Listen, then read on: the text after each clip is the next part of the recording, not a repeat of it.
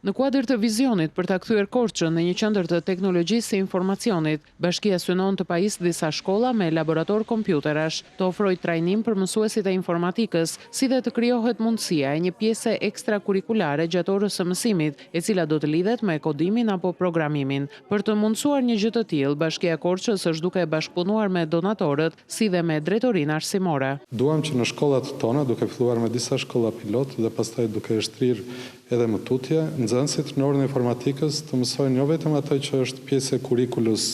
bazë të Ministrisë të Arsimit, por një pjesë prej tyre, ata që do të jenë të apasionuar, të marrin edhe njohuri shtesë. Sipas kryebashkiakut të Korçës, ndihma për shkollat dhe rritja e kapaciteteve të tyre, së bashku me kurset që ofrohen për fëmijët dhe të rinjt në këtë fushë, i shërben një lëvizje të madhe që do të afrojë më shumë fëmijët dhe të rinjt me teknologjinë e informacionit dhe inovacionin. Të fillojmë organizimin edhe të olimpiadave, edhe të konkurseve të informatikës, të teknologjisë ndërmjet nxënësve të